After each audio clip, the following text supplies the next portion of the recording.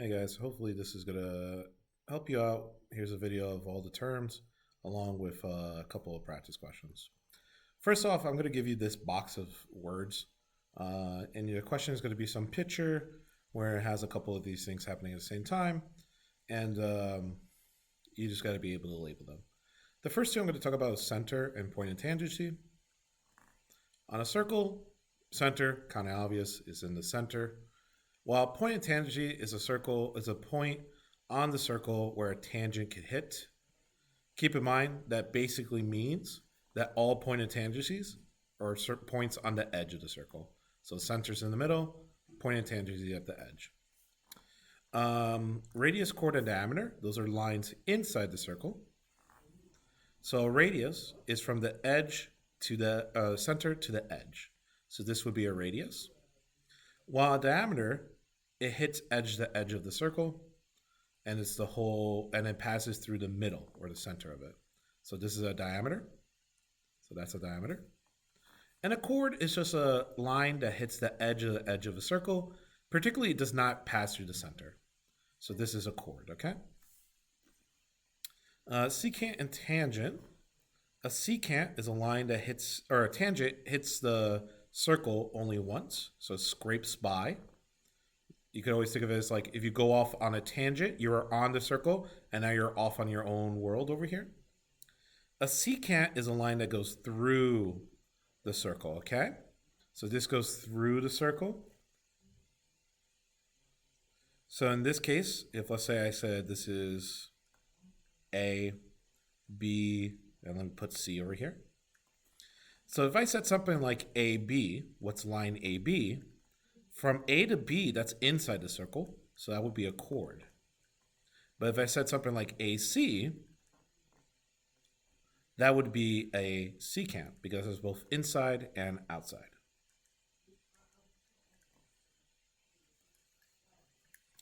Next one is major, minor, and semicircles. A minor arc is when it's less than 180 degrees. So let's cut A, let's put B, let's put C. And this is a diameter, AC is a diameter. Because AC is a diameter, I know for a fact arc AB would be a minor arc because it's smaller than 180. ABC is from A to B to C, that would be a semicircle. But if I said something like ACB, in this situation, if I said ACB, it would be from A to C to B, which would be a major arc. Okay? Here, central and inscribed angles. A central angle is from the middle. So if this is 80 degrees, the arc is 80 degrees. And an inscribed angle is an angle at the edge of the circle. So if this arc was 80 degrees, the inscribed angle is half of that. So that's 40 degrees, okay? Those are the terms you need to know in that first section, which is just like labeling. Second part is if you know about tangents, if a line is a tangent, if and only if it hits the radius at 90 degrees.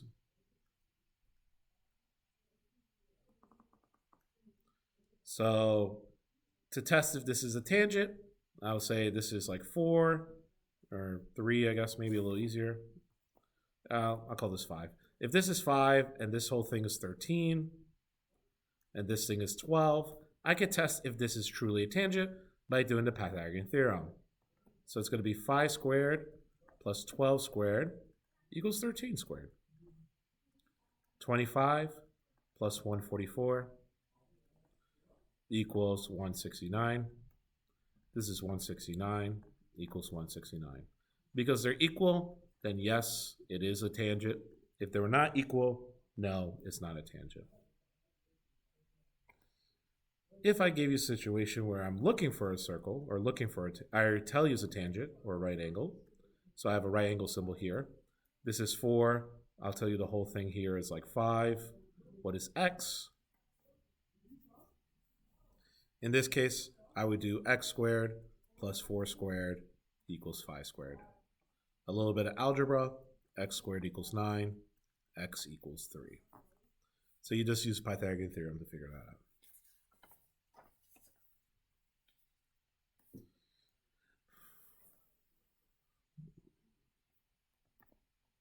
The next thing we're going to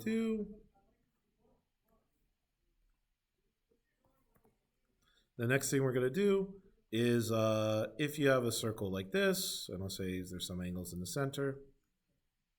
So here's the center. And then let me just make one more piece. If I told you this is 40 degrees and this was 50 degrees, what would, let me label A, B, C, D, E. Is this enough? Yeah, this is enough information to figure out everything, okay? So let's fill out the rest of the circle. First off, if it's a central angle, it should equal the arc. So this should also be 40. If this is an inside angle 50, this should be the outside angle 50. Now I want to figure out this one, but I know this is making a straight line. Because this is making a straight line, these are straight angles. So 40 plus 50 minus 180. So 180 minus 90, this is 90 degrees. So this is 90 degrees. This guy's vertical for this. So if this is 40, this is 40. And then I do the same thing here. Either you could say, well, half a circle is 180 or a straight line is 180. Either way, you should get 140 and 140. The general concept of subtracting from 360 or 180 is a concept that will happen in a lot of the questions where I could give you something, and before you could do the math, you need to figure out what the missing part is.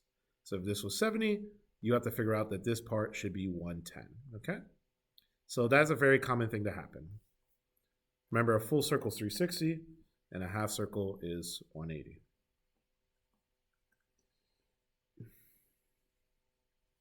If you have a situation like this, where you have two lines in a circle,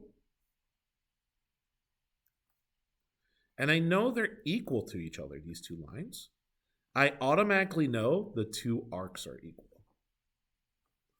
So if I had a situation where I told you that this line was 7 long and this is 7 long, and I had like 2x plus 3 and 5x minus 4, in this situation, since I know these lines are the same length, I know these arcs are the same length.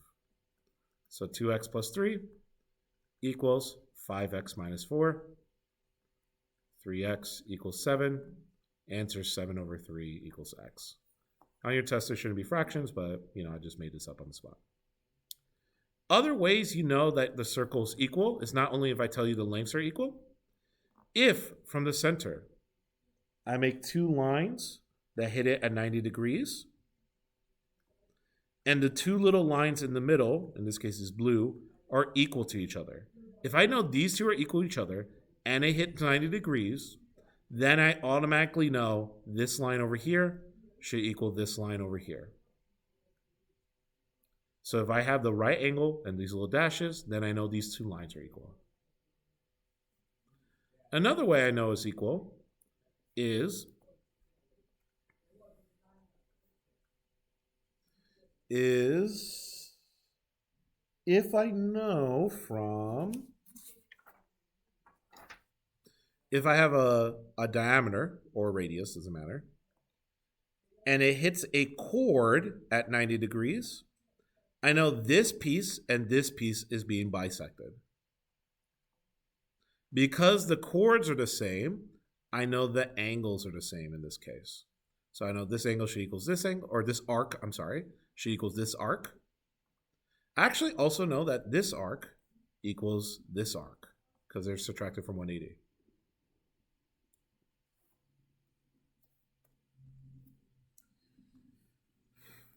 I kind of mentioned in the terms, but inscribed angles add up to 180. So an angle from here to here, inscribed angles are or half of the arc. So if this is 200 degrees, I know this angle should be 100 degrees.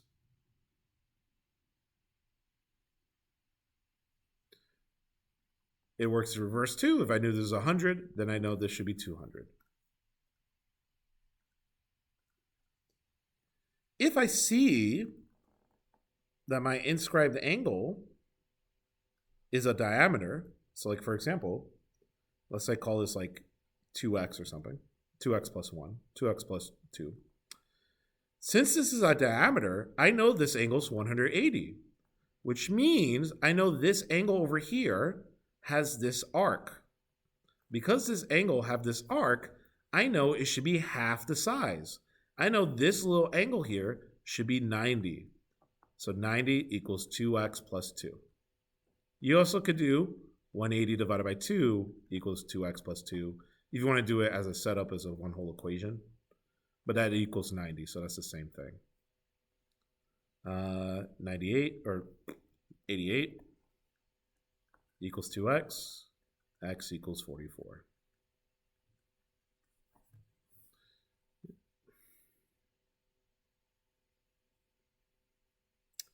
Because inscribed angles are always cut in half, if I have a situation where I have angle 1 over here, and let me use a different color to make it clearly different, and angle 2 in the red over here, if I know they have the same opening, the black and the red angle in this situation, then I know this angle should equal this angle.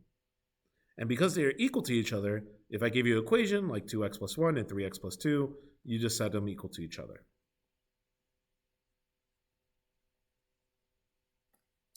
If I'm dealing with a polygon in the circle, so some kind of, or not a polygon particularly, but a quadrilateral. So if I'm dealing with a quadrilateral in the circle,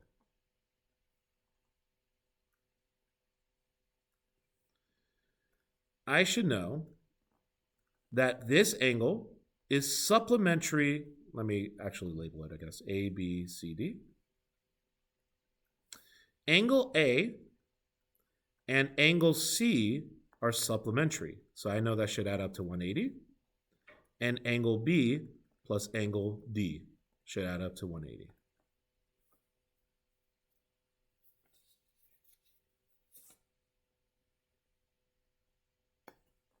So if I said this one was like 80, I know this should be 100. If I said this one was 60, I know this should be 120.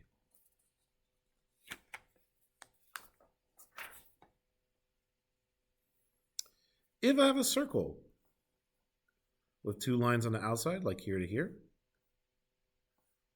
they're two tangents. I know I didn't draw that well, but let's say two tangents. Then I know this line should equal this line. So if I made this 10 and I made this 2x plus 2, I should figure out that x ends up equaling 4 because I could set them equal to each other. Right. Now, if I'm dealing with a circle and I have two lines or two chords crossing inside the circle, not necessarily through the center, by the way, so I can't use like it being a semicircle to my advantage. I'll draw like a dot in the middle over here to show it's not in the center. What happens is I could add this, if I want this angle right here, let's do A, B, C, D. I could add this arc and average it out with this arc here.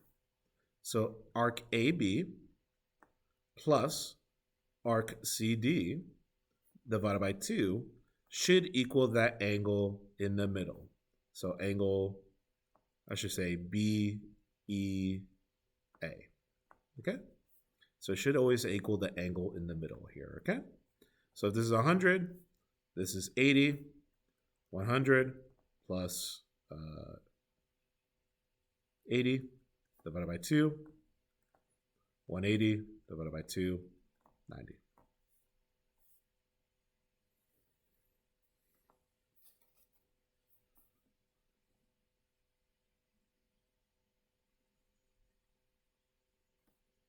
It also works in reverse, actually, where if I told you this was 80 and this was, let's say, 100 here, in this situation, you would do 80, I don't know what this is, so I'll call it x in this case, plus x over 2 equals 100. times 2 on both sides to get rid of that 2 on the bottom. 80 plus x equals 200. Subtract x or 80 on both sides. X equals 120. So I could give you forward or backwards like that. If you have a circle at the edge of this is going to be a tangent, and the tangent has some chord in the inside. So let's make that tangent, and let's make some chord. So this angle right here, kind of like an inscribed angle, is going to be half of the arc. So for example, if this arc is 70, then this angle should be 35 degrees. It's going to be cut in half, which means this angle over here should be half of this arc. Since I know this arc is 70, I know this red arc should be 360 minus 70, or 290, which means I know this angle should be 290 divided by 2, 145. And that makes sense because 35 plus 145 equals 180, and 180 is a straight line.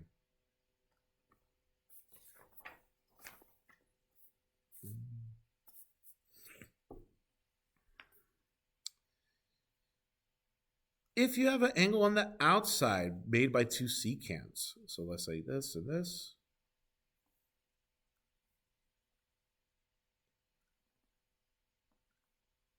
it is always the biggest arc minus the smallest arc divided by 2.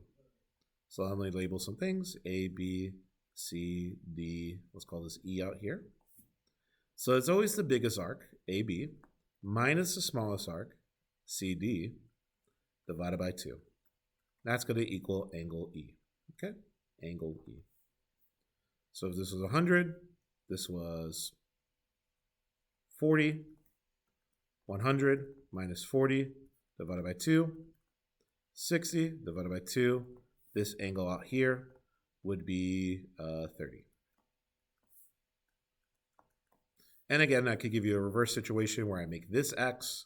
So you would do, let's do it a little different, I guess. Let's make the outside 100. Let's make this one 40 in this case. So in this scenario, and then we'll call this x because we need to know it. So 100 minus x over 2 equals 40.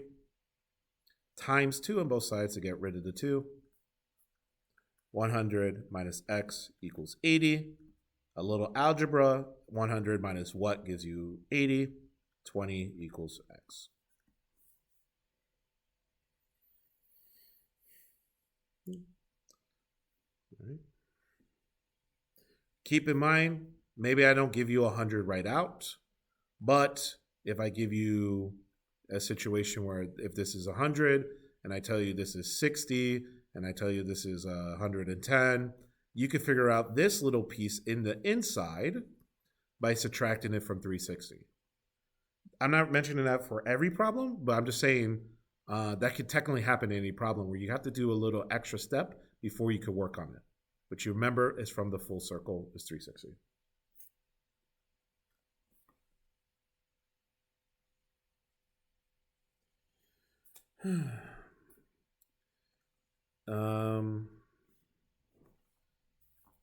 Segments. Yeah. So if you have two chords that crisscross, we're not talking about angles this time, we're talking about lengths. It's always going to be, if we call this length A, we call this length B, C, D. It's always going to be A times B equals C times D. So if this was 10, this was 6. And if this was 3, if we want to find what x is, 10 times 6 equals 3 times x. 60 equals 3x. X equals 20. So when you have two chords and you're looking for the line lengths, that's you multiply the parts of the line. If you're dealing with chords on the outside, Let's call this A, B, C, D. That is going to be A, the outside. It's always going to be outside times the whole line. So outside times the whole line, A plus B, equals the outside, C, times the whole thing, C plus D. So outside times the whole line, A plus B, equals outside times the whole line, C plus D. So if I said this was 5, and this was 3, now let's call this guy, I don't know, 6. What is this guy going to be? It's going to be 5 times 5 plus 3 equals 6 times 6 plus x. This is going to be some decimal, I think, but let's just do it. 5 times 15 equals 36 plus 6x. 5 times 15 is 75. 75 minus 36 is going to be 39.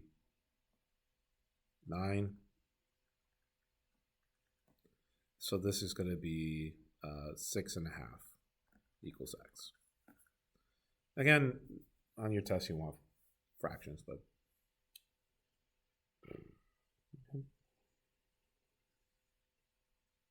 and if you have a situation where your circle, that it's still outside over whole, but if you have a situation where the whole outside is outside,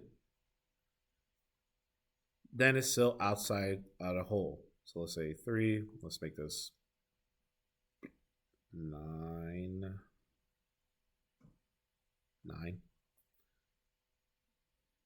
So in this situation, it's going to be x times x, or x squared, equals 3 times 3 plus 9.